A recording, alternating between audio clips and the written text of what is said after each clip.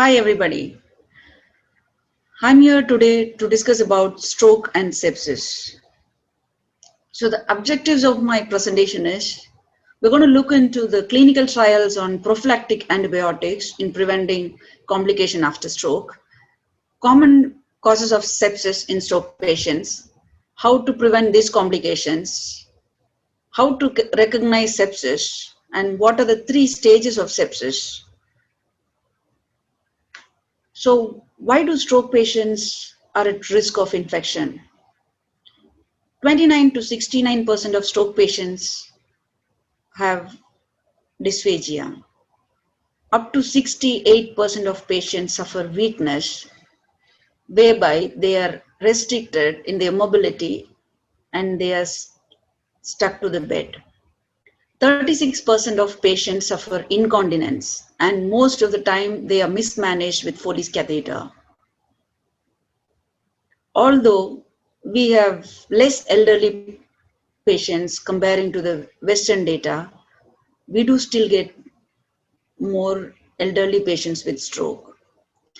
And already the stroke itself is causing suppression, which is another reason for patients developing infection. Most of our patients have a lot of other comorbidities like diabetes, hypertension, cardiac disease, renal disease, and so on.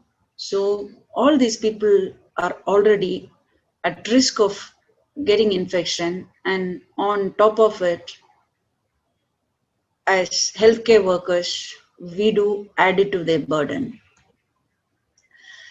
So looking into this, from the beginning of the stroke care development, they were concerned about these complications after stroke. Most of the patients died because of infection rather than dying from stroke itself. So they did some clinical trials on using antibiotics to see if they are helpful in any way. So the research, which is called PASS, Preventive Antibiotics in Stroke Study, enrolled 2,300 plus patients from 30 different death centers. Then the result was it could reduce post-stroke infection, yes, but it did not improve any functional outcome.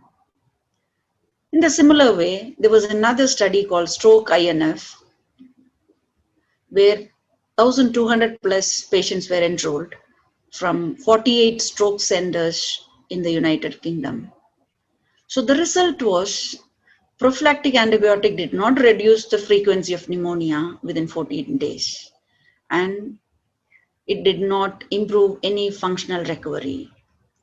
So the conclusion was overall, for patients with acute ischemic stroke, antibiotic treatment can reduce the risk of urinary tract infection, not pneumonia. So, considering this conclusion, looking into other practical aspects of patient care, what about the cost of the antibiotics? If every patient needs to be treated with prophylactic antibiotic after the stroke, how much are we spending on antibiotics? What about the side effect?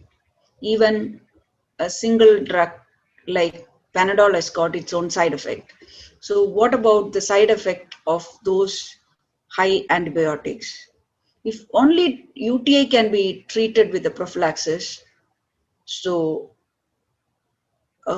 is there another option, or do they recommend a different antibiotic for treating pneumonia? And what about the drug interaction? Is it helpful in any way? No. So what is a responsibility as nurses? Most post-stroke infections are preventable. Most importantly, they are nurse preventable. So in order to get sepsis, you need some source, which means without any infection, it's not easy for someone to get sepsis. So either urinary tract infection, pneumonia, either it's aspiration pneumonia or ventilator associated pneumonia, or infection from other sources like cannula, bedsore.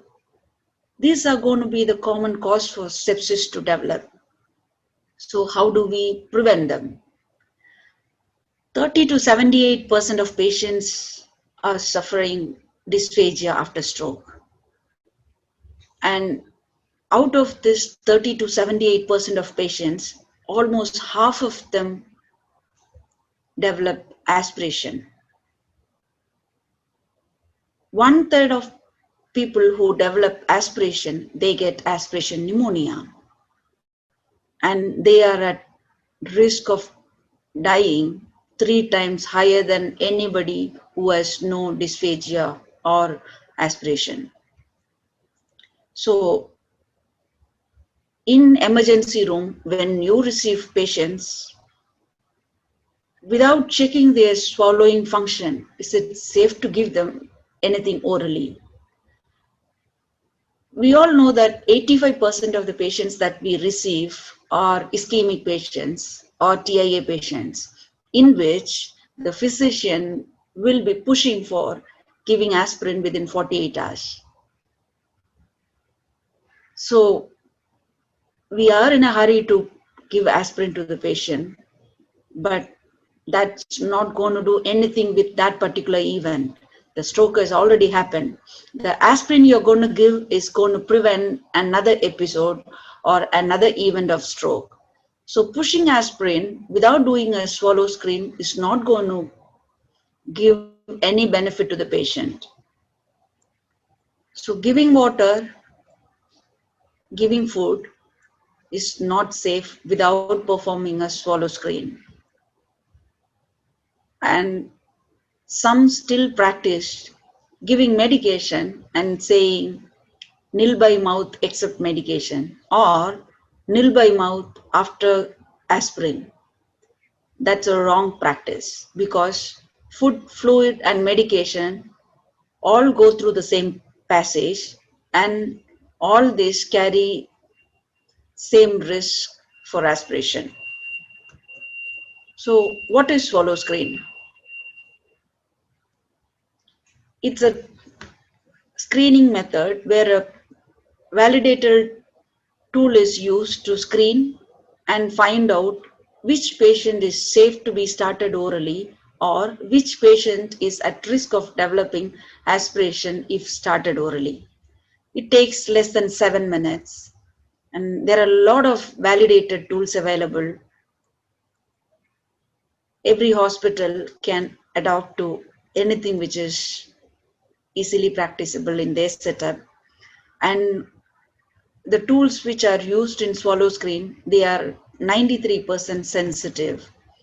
And basically every nurse dealing with the stroke patients in emergency ward on the stroke ward should be competent to perform this procedure.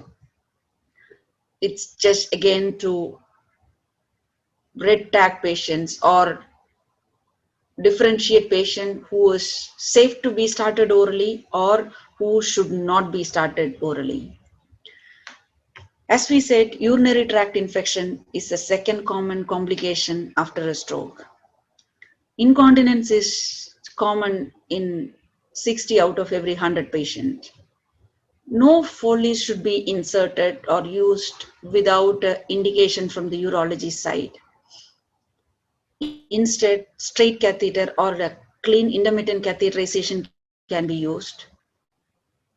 And in patients who cannot verbalize that their bladder is full, bladder can objectively measure the residual volume of urine and straight catheter can be used thereafter. Starting bladder training from the acute phase itself will help the patient to get trained. We should not be waiting for the patient to go to the rehab to start the bladder training.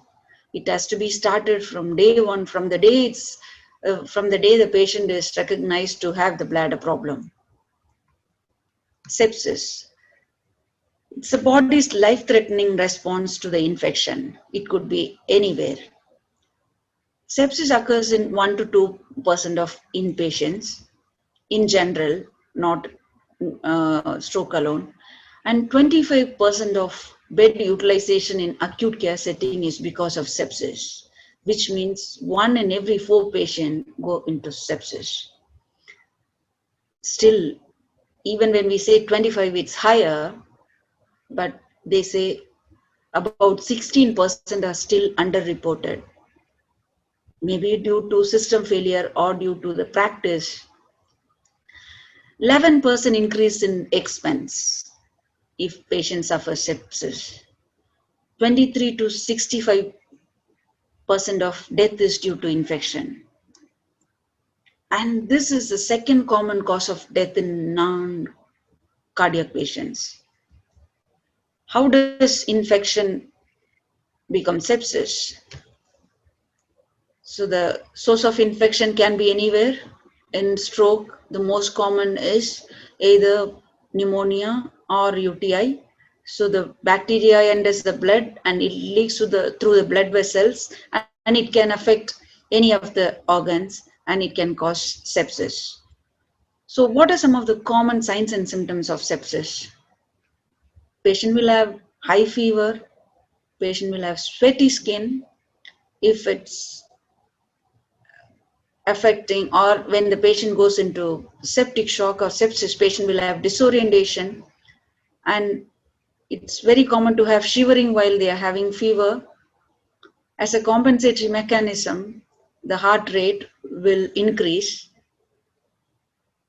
Depends on the infection, source of infection or the primary source of infection, patient will have pain, and when it affects lungs, patient will have shortness of breath. This is in general. So the infection can be anywhere. The primary infection can be caused from anywhere. So these are the stages of septic shock. The patient do not go into septic shock immediately. So systemic response syndrome will have the following symptoms. Patient will have fever, patient will have tachycardia, patient will have tachypnea, and white blood count will be high. So when 2 or more of these 4 symptoms are present, that's called SIRS, which means systemic infection response syndrome, which is then causes sepsis. So along with this symptoms, patient will have highly suspected infection. Either you might be, if the patient is on a Foley's catheter, you might be suspecting UTI. If the patient is on ventilator or having dysphagia, you will suspect pneumonia, or it could be from anywhere. And patient can go into severe sepsis where the patient having all these symptoms and suspected infection and evidence of any organ dysfunction. Will go into septic shock if the patient is not treated at the stage of sepsis. So the patient will have organ failure along with this. Patient will have hypotension, and patient can be comatose. So how do you manage sepsis? So recognizing early symptoms like increase in WBC, fever, tachypnea, tachycardia, all this, and starting the patient on antibiotic and antipyretic. So this antibiotic should be started within 3 hours of symptoms, because most of them practice prophylactic antibiotic, whereby antibiotic is prescribed based on the susceptibility. They do not wait for the culture report to be disclosed. Vasopressor is administered when the MAP is less than 65. When patient is having hypotension, patient should be supported with IV fluid.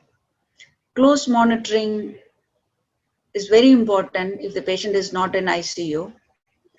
Antibiotics should be administered on time, because for every hour delay of administration, you are increasing risk of 6% mortality. So how does the complication affect the patient outcome? For sure, if they have sepsis from any source, the number of days that the patient is expected to stay in the hospital is going to increase.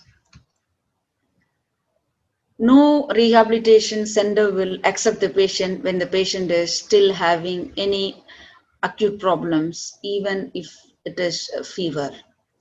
So that's going to delay the rehabilitation process. And we all know that the early the rehab is started, the better is the outcome. It's going to delay the recovery in total. So the side effect of antibiotics and the duration that's going to be used in sepsis it's not going to be a short duration. So that's again going to affect the patient. I'm sure you would have seen patients who are admitted to the hospital, especially to the intensive care units. When they come out of the ICU, they are psychologically affected because they were isolated from the family, from the usual situation, and they were surrounded by a lot of people who are sick, and the sound from the ventilators, monitors, and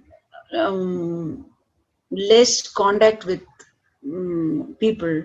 Yes, there are people working in ICU, but they don't have enough time to talk to these patients. So these people already have a psychological injury, and on top of it, with all this medication and long stay in the hospital, it's going to put them into depression. People who are working, staying away from work for a long time, they will eventually have fear on losing job. Some patient end up staying in the rest of the life in the hospital because they require long-term ventilation, or they are on tracheostomy, or they are unable to mobilize themselves because of dependency on either oxygen or the deficit itself. This can also cause death in patients. And as we said, this is the second cause of death after cardiac problems. So the take-home message is prevention is the best strategy in the field of medicine, and complication is a sign of poor nursing care.